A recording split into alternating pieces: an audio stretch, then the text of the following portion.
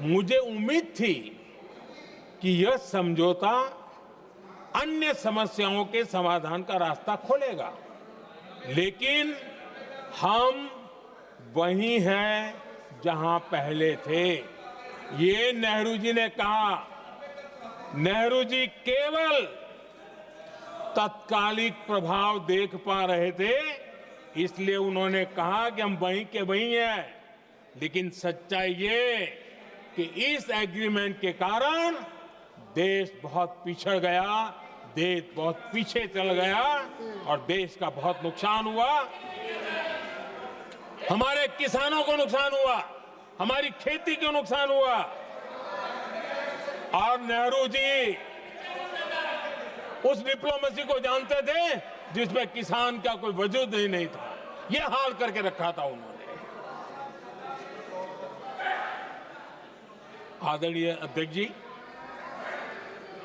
पाकिस्तान आगे दशकों तक भारत के साथ युद्ध और छद्म युद्ध, प्रॉक्सी वॉर करता ही रहा।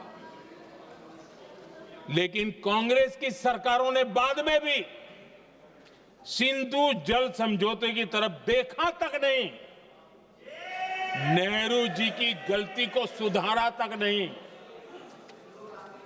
आदरणीय अध्यक्ष जी, लेकिन अब भारत ने पुरानी गलती को सुधारा है, ठोस निर्णय लिया है। भारत ने नेहरू जी द्वारा किए गई बहुत बड़ी ब्लंडर, सिंधु जल समझौते को देश हित में, किसानों के हित में एबेंस में रख दिया है। देश का अहित करने वाला ये समझौता अब इस रूप में आगे नहीं चल सकता। भारत ने तय कर दिया है, खून और पानी साथ साथ नहीं बह सकते।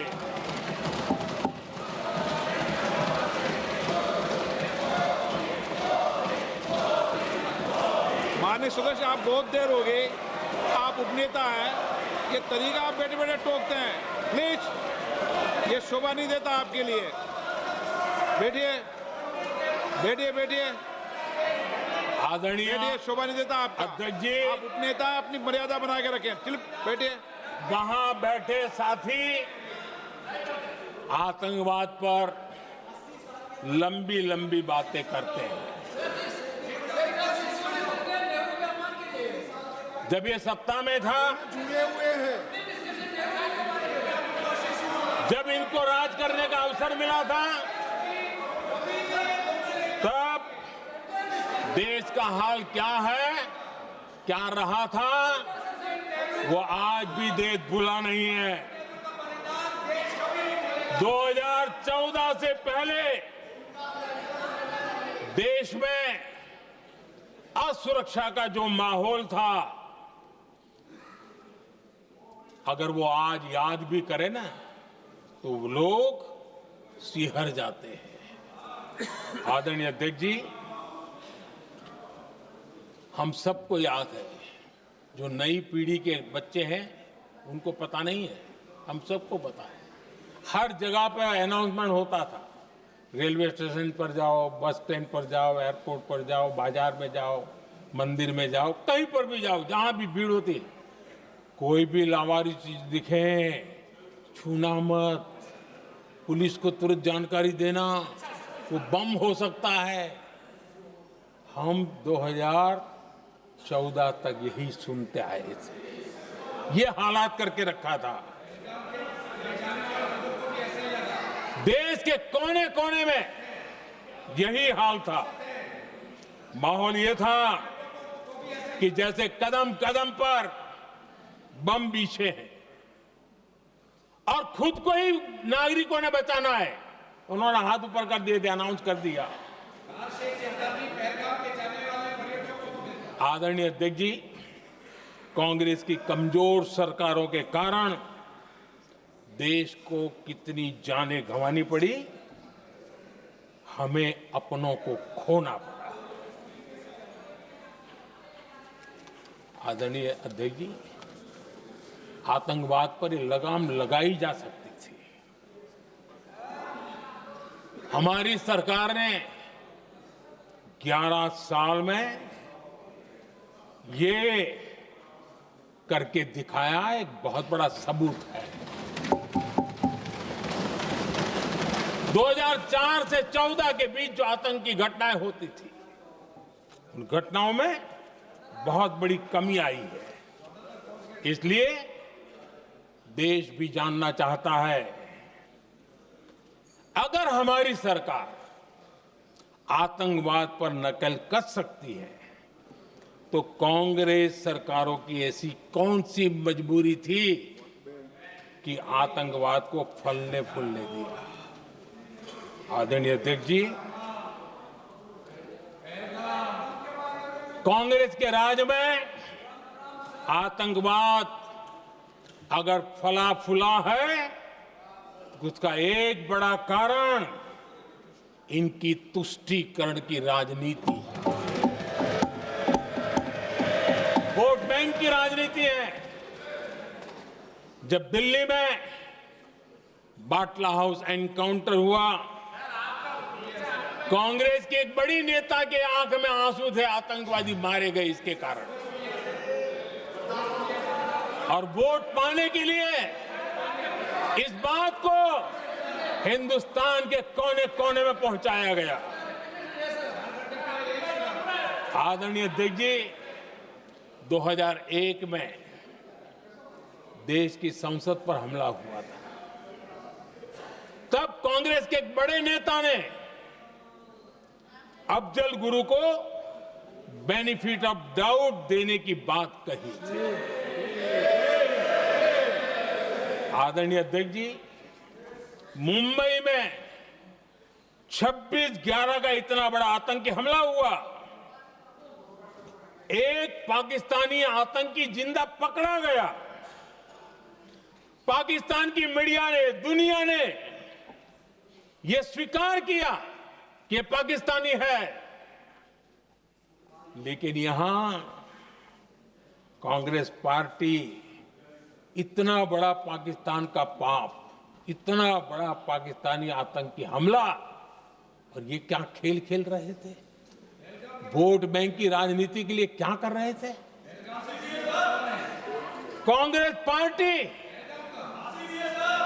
इसको भगवा आतंक सिद्ध करने में जुटी हुई थी।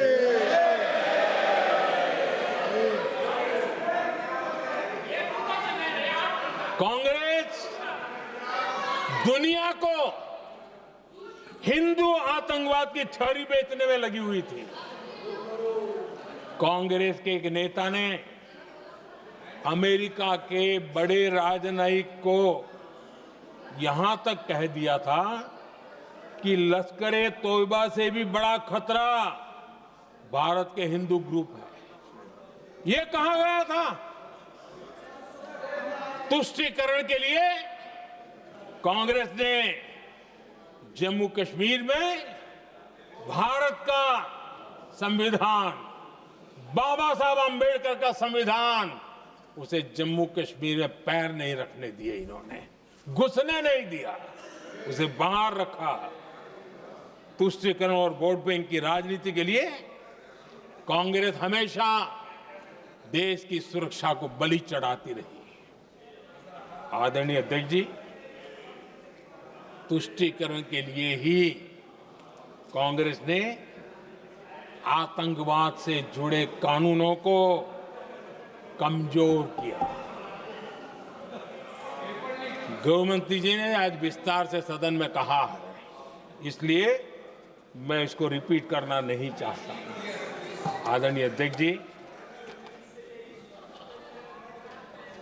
मैंने इस सत्र की शुरुआत में आग्रह किया था, मैंने कहा था कि दल हित में हमारे मत मिले न मिले, दल हित में हमारे मत मिले न मिले, देश हित में हमारे मन जरूर मिलने चाहिए।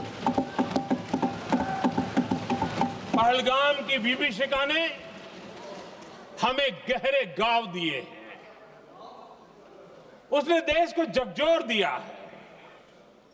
इसके जवाब में हमने ऑपरेशन सिंदूर किया तो सेनाओं के पराक्रम ने, हमारे आत्मनिर्भर अभियान ने देश में एक सिंदूर स्पिरिट पैदा किया है।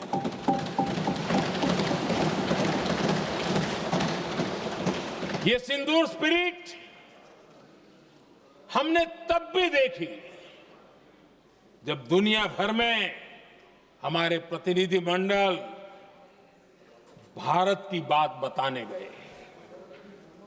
मैं उन सभी साथियों को बहुत बहुत बधाई देता हूं। आपने बहुत ही प्रभावी ढंग से भारत की बात डंके की चोट पर दुनिया के सामने रखी। लेकिन मुझे दुख इस बात का है, हैरानी भी है, जो खुद को कांग्रेस के बड़े नेता समझते हैं, उनके पेट में दर्द हो रहा है कि भारत का पक्ष दुनिया के सामने क्यों रखा गया। शायद कुछ नेताओं को सदन में बोलने पर भी पाबंदी लगा दी गई है। आदरणीय अध्यक्ष जी, इस मानसिकता से बाहर निकलने की जरूरत है। कुछ पंक्तियां मेरे मन में आती हैं, मैं अपने भाव व्यक्त करना चाहता हूं। आदरणीय अध्यक्ष जी, करो चर्चा और इतनी करो, करो चर्चा और इतनी करो कि दुश्मन दहशत से दहल उठे। दुश्मन दहशत से दहल उठे।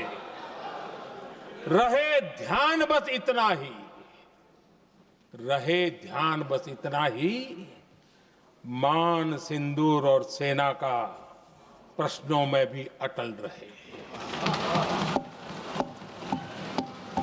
हमला मां भारती पर हुआ अगर, तो प्रचंड प्रहार करना होगा।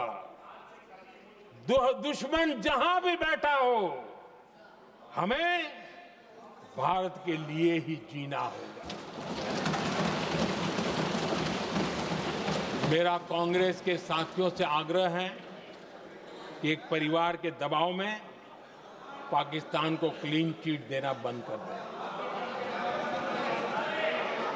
जो देश की विजय की क्षण है, कांग्रेस उसे देश के उपहास का क्षण न बनाए।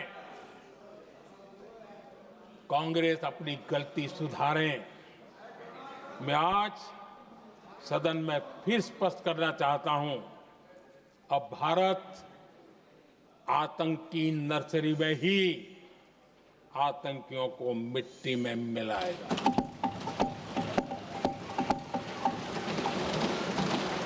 हम पाकिस्तान को भारत के भविष्य खेलने नहीं देंगे। भारत के खिलाफ आतंक का रास्ता रोकेगा नहीं, तब तक भारत एक्शन लेता रहेगा। भारत का भविष्य सुरक्षित और समृद्ध होगा, यही हमारा संकल्प है। इसी भाव के साथ मैं फिर से सभी सदस्यों को सार्थक चर्चा के लिए धन्यवाद देता हूं। और आदरणीय अध्यक्ष जी, मैंने भारत का पक्ष रखा है, भारत के लोगों की भावनाओं को व्यक्त किया है। मैं सदन का फिर से आभार व्यक्त करता हूं। बहुत बहुत धन्यवाद।